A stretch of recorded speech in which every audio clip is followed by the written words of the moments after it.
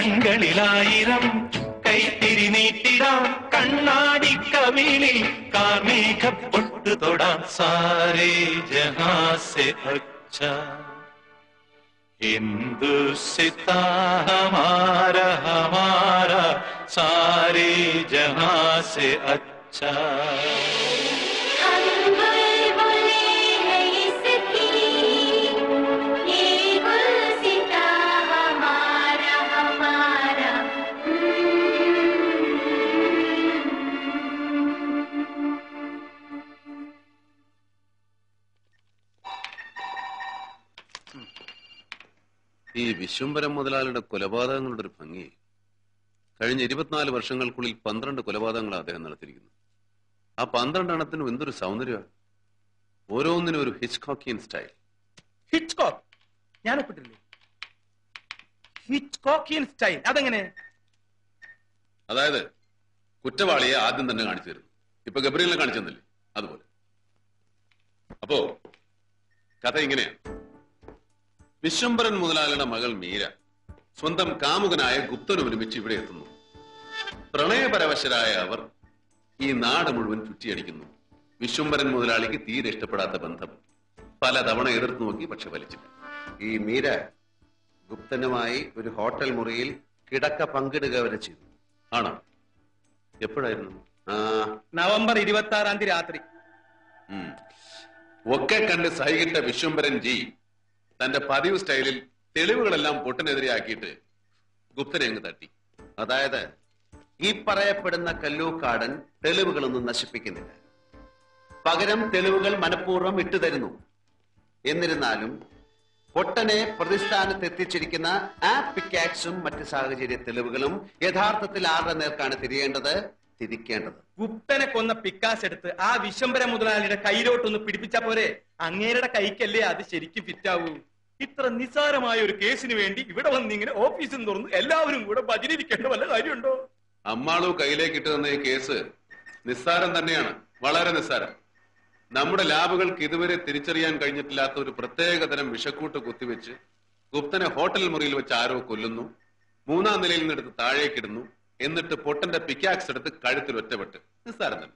വിഷം രക്തത്തിൽ കലർന്ന് മരിച്ചോ, താഴേക്ക് വീണ് ആഘാതത്തിൽ മരിച്ചോ, പിക്കാക്സിന്റെ വെട്ടേറ്റ് മരിച്ചോ എന്ന് വ്യക്തമാകാത്ത ഒരു വികലമായ പോസ്റ്റ്മോർട്ടം റിപ്പോർട്ടും എത്തും പിടിയും കിട്ടാത്തൊരു പോലീസ് ഇൻവെസ്റ്റിഗേഷൻ റിപ്പോർട്ടും സർവത്ര നിസ്സാരം.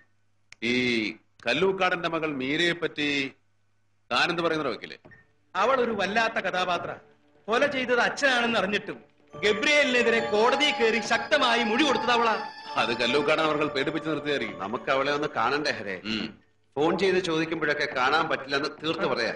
വീടിന് പുറത്തേക്കൊന്നും ഇറങ്ങാറില്ലേ? ഒന്ന് അന്വേഷിക്കണമല്ലോ. വൈകുന്നേരം സ്ഥിരമായിട്ടും സ്വസ്ഥമായിട്ടും പോകാറുള്ള ഒരിടമുണ്ട്, ഒരു ബ്രിട്ടീഷ് ലൈബ്രറി. ഉണ്ടോ? അപ്പോ നമ്മൾ ഇന്ന് അവളെ കാണുന്നു.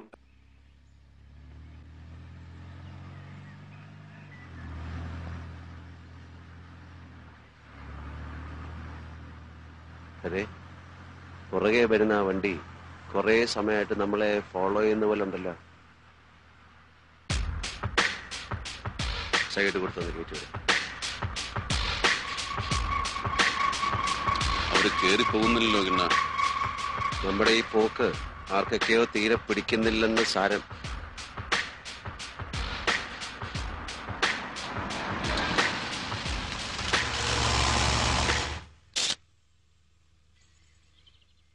നമ്മൾ രണ്ട് പാവം വക്കീലന്മാരായതുകൊണ്ട് ഒഴിഞ്ഞു തന്നാണല്ലേ? ആ, മീര. ഓ മീര.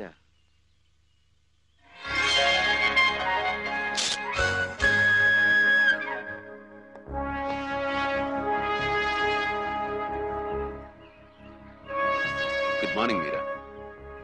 Good morning. ഞങ്ങൾ ഹരികൃഷ്ണന്മാര്. ഓ, അപ്പൊ അറിയല്ലേ. പക്ഷേ ഞങ്ങൾ മൊത്തമായും ചില്ലറയായും ഹരികൃഷ്ണന്മാരായി പോയതുകൊണ്ട് ഞങ്ങളിൽ ഏത് ഹരികൃഷ്ണനാണ് ഹരികൃഷ്ണൻ എന്ന് സംശയം പലപ്പോഴും. എനിക്ക് തെറ്റണ്ട, ഞാൻ ഹരി. ഞാൻ കൃഷ്ണൻ. അപ്പൊ കാര്യത്തിലേക്ക് കിടക്കാം അല്ലേ? കിടക്കാം. മീര അഗാധമായിട്ട് ദുഃഖിച്ചിരിക്കുന്ന ഒരു അവസരമാണ് ഇത് എന്ന് ഞങ്ങൾക്കറിയാം. മീരയെ ദുഃഖിപ്പിക്കുന്ന അതേ കേസുമായിട്ട് സാഹചര്യവശാൽ ഞങ്ങൾക്കും ബന്ധപ്പെടേണ്ടതായിട്ട് വന്നു. പക്ഷേ നിർഭാഗ്യവശാൽ മീരയുടെ അച്ഛന്റെ എതിർകക്ഷികളായിട്ടാണ് ഞങ്ങൾക്ക് കോടതിയിൽ ഹാജരാകേണ്ടി വന്നത്. അതിന്റെ തുടക്കമായിട്ട് മീരയുടെ അച്ഛൻ ചുമ്മാ പിടിച്ച് ജയിലിട്ടിരിക്കുന്ന പൊട്ടനെ ഞങ്ങൾ കണ്ടു. പലതും അന്വേഷിച്ചു. സത്യത്തിൽ അയാൾ നിരപരാധിയാണ്. ആ സത്യം മീരയ്ക്കും അറിയാവുന്ന കാര്യമാണല്ലോ. മീരയ്ക്ക് മാത്രമല്ല, മീരയുടെ അച്ഛനും ഞങ്ങളുടെ അമ്മാള് കുട്ടിക്കും നാട്ടുകാർക്കും ഒക്കെ അറിയാം. അപ്പൊ ആർക്ക് വേണ്ടിയാണ് ആ പാവം പൊട്ടം പീഡിപ്പിക്കപ്പെടുന്നത്? മീര അത് പറയണം. ഇതേ ചോദ്യമാണ് എനിക്ക് നിങ്ങളോടും ചോദിക്കാനുള്ളത്. ആർക്ക് വേണ്ടിയാ ആ പൊട്ടൻ ഗബ്രിയേൽ ജയിലിൽ കയറിയത്? ആരാ പൊട്ടൻ ഇതിനൊക്കെ പറഞ്ഞു വിട്ടത്? എനിക്കും അറിയേണ്ടത് അത് തന്നെയാണ്. നിങ്ങൾ കണ്ടെത്തിയ ഉത്തരം ഇതൊക്കെ ചെയ്യിച്ചത് എന്റെ അച്ഛനാണെന്നാണ്. കുറെ നാള് മുമ്പായിരുന്നെങ്കിൽ ഞാനും വിശ്വസിച്ചു പോയേനെ. കൊടും പാപങ്ങൾ കൊണ്ട് അച്ഛൻ കൊട്ടാരങ്ങൾ പണിയുന്നത് കണ്ട ഞാൻ വളർന്നത്. ജീവിതത്തെ നിഷേധിക്കാൻ ഞാൻ പഠിച്ചതും അതൊക്കെ കൊണ്ട് തന്നെ. പക്ഷെ കഴിഞ്ഞ 7-8 വർഷങ്ങളായി എന്റെ അച്ഛൻ ഒരു ഉറുമ്പിനെ പോലും നോവിച്ചിട്ടില്ലാന്ന് എനിക്കുറപ്പാ. ആ പബ്ലിക് പ്രോസിക്യൂട്ടർ സ്വാധീനിച്ചതും ഞാനാ, അച്ഛനല്ല. അപ്പോ നിരപരാധിയാണെന്ന് അറിഞ്ഞിട്ടും ബധിരനും മൂകനുമായ ഒരു സാധു മനുഷ്യന് ജാമ്യം നിഷേധിക്കാൻ വായാടിയായ ഒരു വക്കീലിനെ വിട്ട് ഒരു കൊച്ചുകുട്ടിയെ പരസ്യമായി നിർത്തി ആഭാസം നിറഞ്ഞ അപവാദങ്ങൾ കൊണ്ട് അടിമുടി കുളിപ്പിച്ച് വീർപ്പ് മുട്ടിച്ചത് ആർക്ക് വേണ്ടിയായിരുന്നു? എന്തിനു വേണ്ടിയായിരുന്നു? പബ്ലിക് പ്രോസിക്യൂട്ടർ അങ്ങനെയൊക്കെ ചെയ്തു കളയുന്ന ഞാനും കരുതിയില്ല. I am sorry for that. കുറ്റം ചെയ്തവര് വെളിച്ചത്ത് വരാൻ കുറച്ചു കാലം കൂടി ഗബ്രിയേൽ അകത്തുണ്ടായിരിക്കണം. അതെന്റെ ആവശ്യം. അപ്പോ ഗുപ്തനെ കൊന്നത് ആരാണെന്ന് മീരയ്ക്ക് അറിയാം. പ്രേമിച്ചിരുന്ന ആളിനെ കൊന്നത് ആരാണെന്ന് അറിഞ്ഞിട്ടും മീര അത് മറച്ചു പിടിക്കുന്നത് എന്തിനാണെന്ന് മനസ്സിലാകുന്നില്ല. നിങ്ങൾക്ക് മനസ്സിലാകാത്തതായിട്ട് അങ്ങനെ ഒത്തിരി കാര്യങ്ങൾ കണ്ടേക്കാം. പക്ഷെ പ്രതിഭാഗം വക്കീലന്മാരായ നിങ്ങളോട് ഞാനെന്തിനാ അതൊക്കെ പറയണം? ഈ കേസിൽ നമ്മൾ എതിർകക്ഷികളാ. ചോദ്യങ്ങൾ ചോദിക്കുമ്പോ അത് മറക്കണ്ട.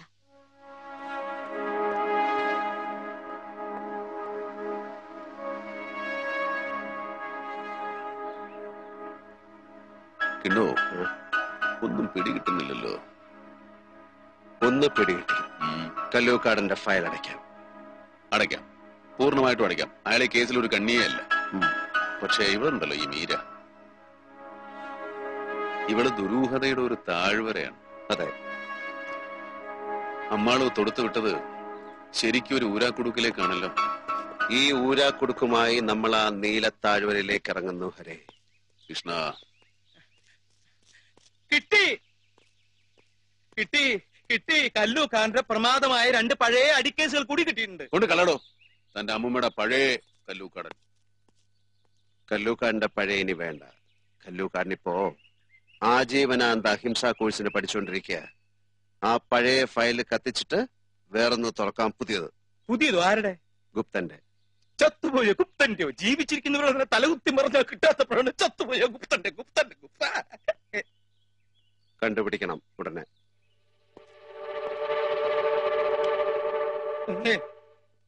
വലിയ ഹരികൃഷ്ണൻ അസോസിയേറ്റ്സ്, ഇന്ത്യയിലൊട്ടാകെ നെറ്റ്വർക്ക്. പക്ഷെ ഗുപ്തനെ പറ്റി അന്വേഷിക്കാൻ ഒരു കെൽപ്പുമില്ല. ഇവിടെ നോക്കിയാലും no information, no information, nonsense. പിന്നെ ഗുപ്തൻ ഇവിടെ നിന്ന് ആകാശത്ത് പെട്ടി വേണം. ഡൽഹിയിൽ നിന്ന് സ്പെസിമെൻ റീ എക്സാമിൻ ചെയ്ത റിപ്പോർട്ട് വന്നിട്ടുണ്ട്. എന്ത് വിഷമാണ് കുത്തിവെച്ചതെന്ന് അവർക്കും തിരിച്ചറിയാൻ പറ്റിയിട്ടില്ല. ഇല്ല. ഈ അമ്മാള് കൊളുത്തിവിട്ട കേസ് എങ്ങോട്ടാടോ പോന്ന് ഹരിയോട് പറഞ്ഞു. അതെ, ഗുപ്തൻ ഈ ഭൂമിയിലെങ്ങുള്ള ആളല്ല. വേറെ കണ്ടോ ഗോളത്തിൽ നിന്ന് വന്ന ഒരു വിവരമില്ല. മീരയുടെ മുറത്തെറുക്കൻ ഒരു കുഞ്ഞുകുട്ടൻ എവിടെയോ കിടന്ന് കറങ്ങുന്നുണ്ടല്ലോ, അന്വേഷിച്ചോ? അവൻ ആ പൊണ്ണത്തടി മാത്രമേ ഉള്ളൂ. അവനെ തേടി പോണോ? വേണ്ട, അവനവിടെ നിൽക്കട്ടെ. അവൻ ചിലപ്പോ നമ്മുടെ ആളയച്ച് വിളിപ്പിച്ചോളൂ. പക്ഷെ ഈ ഗുപ്തൻ ഒരു അഡ്രസ് പോലും ഇല്ലെന്നേ. പോലീസ് സ്റ്റേഷനിൽ ചെന്ന ഗുപ്തൻ കെയർ ഓഫ് മീര, ഹോട്ടലിൽ ചെന്ന Guptan care of Meera, postmortem റിപ്പോർട്ടിൽ ഗുപ്തൻ കെയർ ഓഫ് മീര. പക്ഷെ ബോഡി ഏറ്റുവാങ്ങിയത് മാത്രം കെയർ ഓഫ് മീര അല്ല, മീര. എന്താ ഇതിനൊരു സൊല്യൂഷൻ? ഈ പൊന്നൂരിൽ എത്ര ആംബുലൻസ് ഉണ്ട്? ആ വഴിക്ക് ഞാൻ പോയില്ല. ആ വഴിക്ക് തന്നെ പോകേണ്ടത്.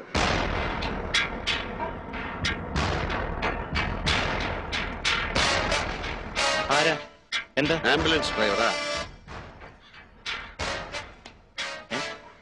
ആന്റണി. കഴിഞ്ഞ 27-ാം തീയതി കൊല്ലപ്പെട്ട ഗുപ്തന്റെ ഡെഡ് ബോഡി പോസ്റ്റ്മോർട്ടം കഴിഞ്ഞ് ആന്റണിയുടെ ആംബുലൻസിലാണ് കൊണ്ടുപോയത്.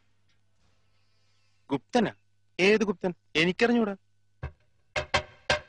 അതെ, പോയിട്ട് തനിക്കും ഞങ്ങൾക്ക് ഒരുപാട് പണിയുള്ളതാ. ഒന്ന് ഓർത്ത് നോക്ക്. ചേടാ, ഞാൻ ആരുടെ എല്ലാം ഡെഡ് ബോഡി എങ്ങോട്ടെല്ലാം കൊണ്ടുപോകുന്നതാ? അതൊന്നും ഞാൻ ഓർത്ത് വയ്ക്കാറില്ല. ഇനിയൊന്ന് ഓർത്ത് നോക്കി. ഒന്ന് ഓർത്ത് നോക്കടോ. എന്താ ആന്റണി? പറയാം. വിശംബര മുതലാളിയുടെ മോൾ ആരോടും പറയരുതെന്ന് പറഞ്ഞിട്ടുള്ളത്. അതൊന്നും കുഴപ്പമില്ല, താൻ പറ. 10-200 മൈൽ അകലെയാ കൊണ്ടുപോയത്. തല എവിടാന്ന് പറയണോ? കിള്ളിക്കൽ കോവിലകത്തേക്കാ.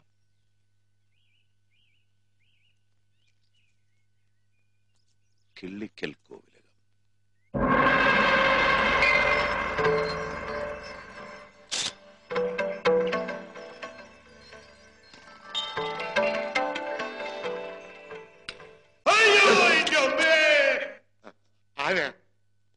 ഞങ്ങൾ മരിച്ചുപോയ ഗുപ്തന്റെ... ഇയാളെന്തിനാ പേടിപ്പിക്കുന്നേ? ചുമ്മാ. ഞങ്ങൾ ഗുപ്തന്റെ ചില കാര്യങ്ങൾ അന്വേഷിക്കാൻ കുറെ ദൂരെ നിന്ന് വരുന്ന 2 വക്കീലന്മാരാ. ഇവിടെ ആർക്കാ താമസം? ഞാനും ഏട്ടനും പിന്നൊരു വലിയക്കാരനും, അത്രേ ഉള്ളൂ. അപ്പോ ഇവിടത്തെ അനിയൻ തിരുമേനിയാ അല്ലേ? വകയിൽ. അപ്പൊ നേരെ